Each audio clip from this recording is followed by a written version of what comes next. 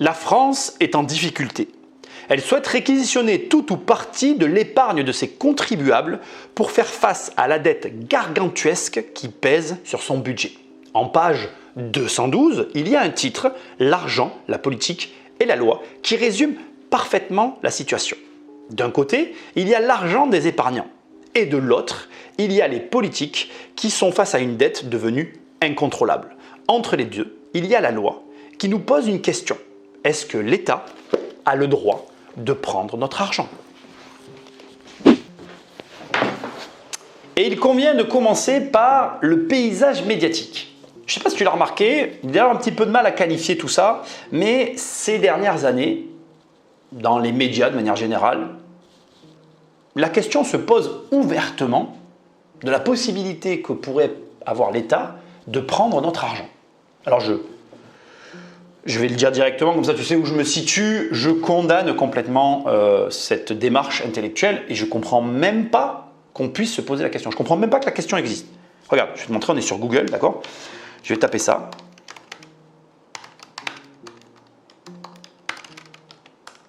Comme ça sera mieux. Hein.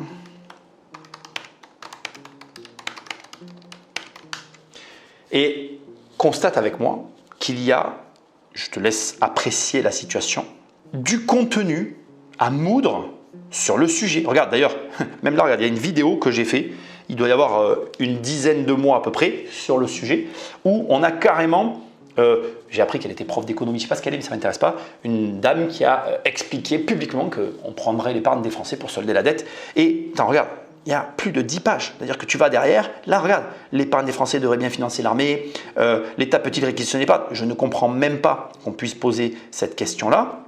Et je ne comprends même pas que ce soit toléré finalement qu'on en parle en fait. Attends, tu vois ce qu'on va faire, c'est pas terminé, regarde. On va aller sur YouTube, j'ai copié la question pour pas qu'on passe trop de temps à taper. Et regarde, juste pour que tu vois, sur YouTube c'est la même chose. Il y a pléthore d'émissions, on va faire ça comme ça, on va faire ça comme ça. Il y a pléthore d'émissions où là encore, regarde, on a carrément l'épargne des Français, une solution pour réduire la dette publique. Dette française, ne laissez pas le gouvernement voler votre épargne. Tiens, regarde, voilà, dis-moi, tu vois ce que je t'avais dit. Là, on a encore la vidéo que moi j'avais faite il y a quelques mois. Regarde, Macron peut-il compter sur l'épargne des Français pour financer?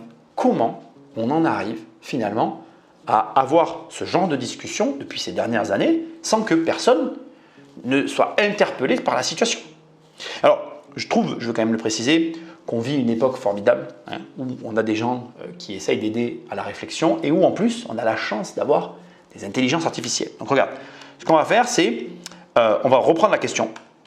Peut-on voler l'épargne des Français pour solder la dette de la France? Voilà, ça fait répétitif mais voilà. Et je vais juste ajouter ça, regarde. Propose-moi 3 scénarios réalistes tirés de faits réels où l'État ponctionnerait l'argent de sa population avec les références. S'il te plaît, toujours être poli avec les intelligences artificielles, car le jour où elles conquériront le monde, on fera partie de ceux qui avons été gentils avec. Donc comme tu peux le voir, voilà, l'intelligence travaille, c'est vraiment excellent. Et on va voir maintenant, en partant d'éléments réels, si c'est cohérent, c'est possible finalement qu'on prenne notre argent. Okay? Donc là, voilà, on va prendre le premier point. Donc, en France, l'État dispose de plusieurs moyens légaux pour ponctionner une partie de l'épargne citoyen afin de réduire la dette publique, mais cela doit se faire dans un cadre juridique et fiscal précis. Alors, je ne sais pas toi, mais ce qui m'inquiète, c'est que déjà, il y a un cadre dans lequel c'est possible. Voici 3 scénarios réalistes inspirés de faits historiques ou de mécanismes existants. Premier scénario, confiscation partielle des dépôts bancaires via une taxe exceptionnelle. Exemple, le cas de Chypre en 2013. J'étais là. Mécanisme en 2013, Chypre a imposé une ponction sur les dépôts bancaires supérieure à 100 000 € pour recapitaliser ses banques en crise. Application en France, l'État pourrait instaurer une taxe exceptionnelle sur les comptes bancaires du livret d'épargne, exemple livret A, LDDS, sous prétexte de solidarité nationale. Et il y a la référence, ce qui ne m'enchante pas. Gel ou réorientation forcée de l'épargne réglementée. Le blocage des comptes en Algérie en 1991 ou en Grèce en 2015. Mécanisme. En Grèce, des restrictions de retrait capital contrôle ont été mises en place pendant la crise de 2015. L'État français pourrait imposer des plafonds de retrait ou forcer le transfert d'une partie de l'épargne vers des obligations d'État. Fonds garantis, dépôts transformés en créances, etc., etc. Conversion obligatoire d'une partie des livrets bancaires en dette publique, livret patriote avec rendement bloqué. Et là encore, on a une référence. Troisième et dernier point, et on arrive à la fin, donc on a toutes les sources comme tu peux le voir. Troisième, attends, je remonte un petit peu parce que je n'ai pas tous les éléments. Inflation massive plus taxation des plus-values cachées, inflation comme outil de réduction de la dette, année 1940-1950 en France. Ça veut dire qu'on l'a déjà fait. Ça, c'est pas bon. Une politique monétaire accommodante, planche à billets, fait baisser la valeur réelle de la dette, mais érode aussi l'épargne. L'État peut en plus taxer les plus-values latentes, imposition des comptes courants non rémunérés, alors application gel des taux délivrés en dessous de l'inflation, plus imposition des liquidités excédentaires, comme en Espagne en 2021 avec la taxe sur les dépôts bancaires. Limites juridiques et politiques. La Constitution française protège la propriété privée, nanana, mais des mesures d'intérêt général peuvent être invoquées. État d'urgence. Ça aussi, on a connu récemment pour des raisons sanitaires. Tu vois de quoi je parle. L'UE interdit les confiscations arbitraires, mais un buy-in encadré, comme à Chypre, reste possible. Et oui, c'est arrivé à Chypre, ça peut arriver ailleurs. Ces scénarios sont extrêmes et politiquement risqués. Mais historiquement, les États y ont recours en cas de crise grave. La méthode la plus probable en France serait une fiscalité accrue sur l'épargne, CSG sur les livrets, plafonnement des assurances vie, ou plutôt saisie directe. En plus, il te donne ce qui, pour lui, est le scénario qui sera privilégié. Je ne sais pas si c'est rassurant, mais en tout cas, voilà une manière dont ça pourrait se passer. Alors moi, je ne suis pas là que pour dénoncer ou te dire « Oh là là, voilà ce qui peut arriver ». Non, non, on va essayer ensemble de trouver des outils qui sont déjà à ta disposition et qui peuvent te permettre de te protéger de ce genre de situation de crise. On va voir comment on peut faire. Et même mieux que ça, comment sauver son épargne, sécuriser ses placements et protéger ses économies. Tu tapes « crise financière » sur Amazon, tu as ce livre qui apparaît en première page, « Survivre à une crise financière ». Et en lisant ce livre, eh bien, tu vas pouvoir creuser plus le contenu de cette vidéo. C'est-à-dire que ce livre, ça n'est ni plus ni moins que cette vidéo, mais avec des notions et des exemples plus poussés qui vont te permettre de réfléchir à ton argent. Maintenant, là, je parle de ton argent, ça t'intéresse. Et cette analogie que je fais avec ce livre, elle est importante. Pourquoi? Qu'est-ce qui te pousse à lire un livre? C'est quand on touche à un sujet pour lequel tu as un intérêt très fort. Ça, je veux que tu le gardes parce que ça va avoir un lien avec le premier outil qu'on va voir qui n'est ni plus ni moins que la notion d'actif et de passif. Et je vais aller un peu plus loin que ça. D'ailleurs, ce n'est pas ça que je vais faire. Moi, il est question ici d'actif plaisir. Tu vas comprendre et ça va être lié. Je l'ai raté, il est là, avec ce livre. Ok. Donc, écoute bien, toujours dans ce domaine, j'ai une petite explication à te donner. En fait, tu dois comprendre quelque chose de basique. C'est qu'aujourd'hui, la plupart des gens, ils préfèrent avoir de l'argent que quoi que ce soit d'autre. Pourquoi? C'est très simple à comprendre. Parce que dès l'instant que tu as de l'argent, tu peux, entre guillemets, tout avoir. Je vais mettre entre guillemets, c'est-à-dire que dès l'instant que tu t'entends sur un prix pour une chose, donc c'est-à-dire que voilà, tu as un livre, peu importe lequel, ce livre, tu es d'accord pour le payer le prix auquel il est affiché, et bien à partir de là, tu obtiens l'objet en question. Ce qui n'est pas toujours le cas. Par exemple, si tu viens me voir et que tu me dis, ben, regarde, je t'échange ce stylo contre ce livre, peut-être que je ne serai pas d'accord. En gros, ce que j'essaye de te dire, c'est que l'argent met tout le monde d'accord. C'est la raison pour laquelle, c'est l'une des raisons pour lesquelles on veut tellement avoir de l'argent. Or, il faut aussi rajouter une deuxième raison. Il y a une raison aussi d'éducation. En fait, tu t'en rends pas compte, mais l'État, celui-là même qui veut prendre ton argent, met tout en œuvre pour que tu veuilles ce billet. Il va mettre des numéros dessus, des petits éléments là sur le côté pour le rendre unique. En gros, tout est fait pour te faire croire que ce truc-là a énormément de valeur, bien plus que beaucoup d'objets. Et en fait, l'élément qui est important dans ce point-là, c'est de comprendre cette équation-là maintenant, c'est que parfois, et même très souvent en réalité, tu as beaucoup d'actifs qui ont plus de valeur que l'argent. Et ça, déjà, il n'y a qu'une minorité de gens qui le comprennent. Et tu dois, absolument, c'est le premier outil, tu dois comprendre ça. C'est-à-dire que déjà, tout ce qu'on utilise a son pendant en actif qui prend de la valeur. Il existe des livres historiques qui prennent de la valeur, des livres de placement. Il existe des stylos de placement, des tables dans lesquelles tu peux placer. Il y a tout. Des télés historiques parce qu'il n'y en a plus qui… Tout. Des ordinateurs qui coûtent très cher. Tout ce que tu vois autour de toi a son pendant qui peut être un actif qui prend de la valeur dans le temps. Je vais le dire autrement, qui prend plus de valeur que l'argent dans le temps. Donc, ton premier outil, c'est quoi? C'est d'être capable de préférer les actifs à l'argent, de te délester de ton argent pour des actifs. Et c'est là où la notion de plaisir, elle a une énorme importance parce que si ça te plaît, tu vas t'y intéresser. Et c'est pour ça que je t'ai parlé du livre au début. Parce qu'en fait, tu vas lire un livre sur un sujet qui te plaît. Et quand ça te plaît, tu vas le faire. Donc vraiment, si tu regardes cette vidéo et que tu as conscience que l'État en a après ton argent, prends un domaine qui te plaît. On va prendre un domaine qui plaît à beaucoup de personnes, c'est le domaine des voitures. Et aujourd'hui, tu as des voitures qui peuvent prendre 5% par an. Comme un placement, c'est une voiture. Donc, intéresse-toi à ces véhicules et achète ce véhicule.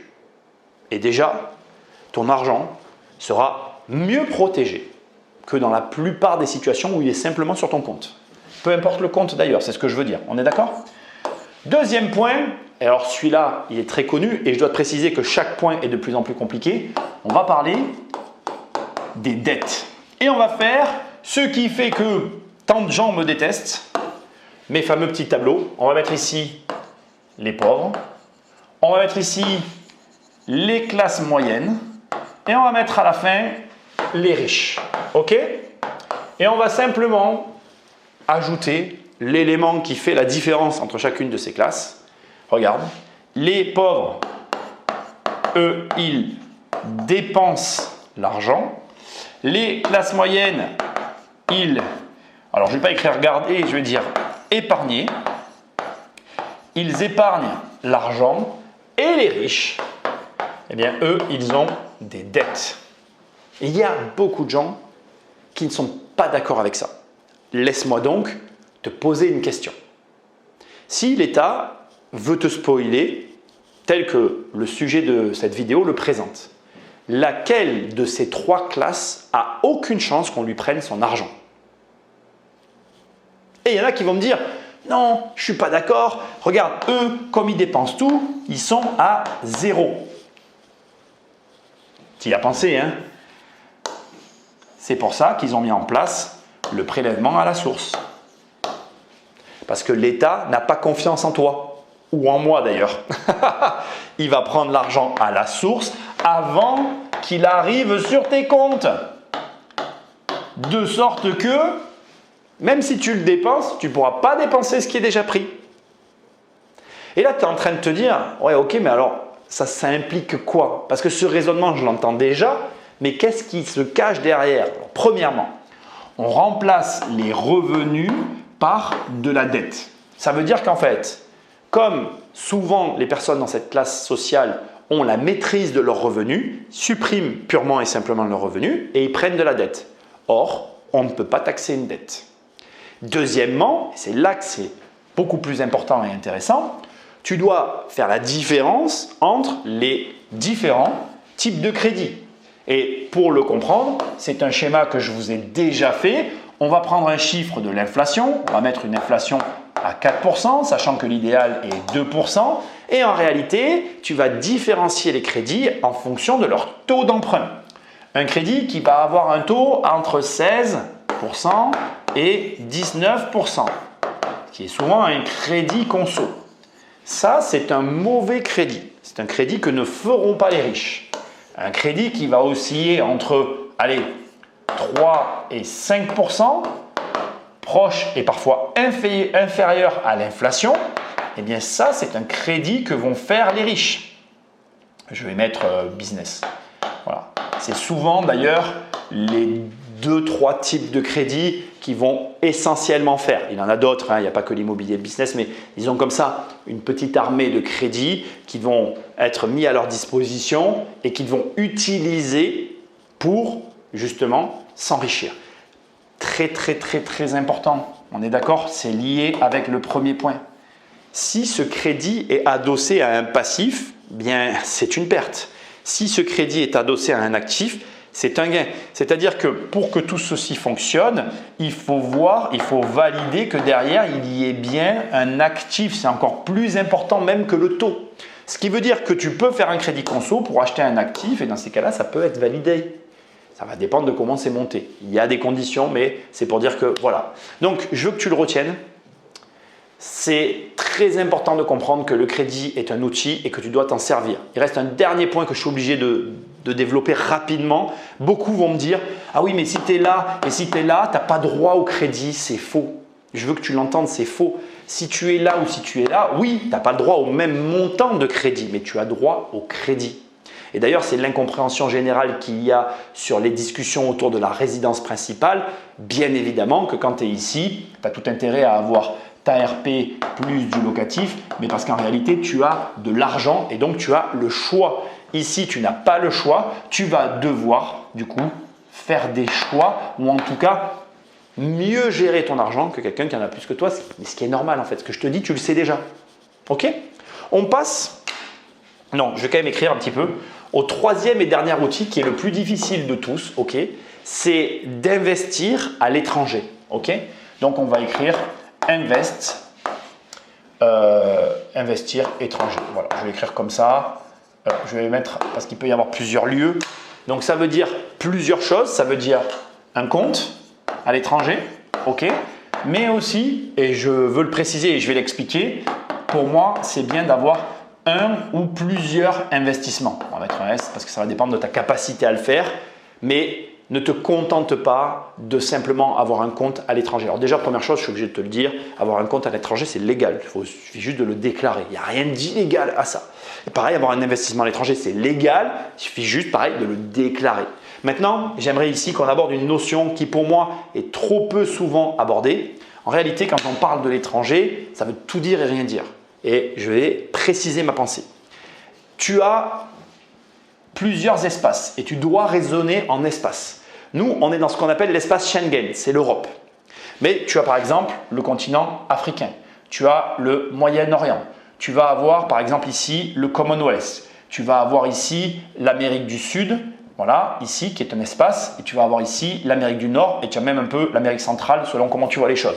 Ce sont des espaces avec des politiques différentes et de mon point de vue, tu dois avoir un compte et peut-être un investissement dans des espaces différents de ton espace. Si tu regardes cette vidéo et que tu dis « Nicolas m'a dit d'avoir un compte dans un autre pays, j'ouvre un compte en Espagne », tu n'as pas compris le raisonnement.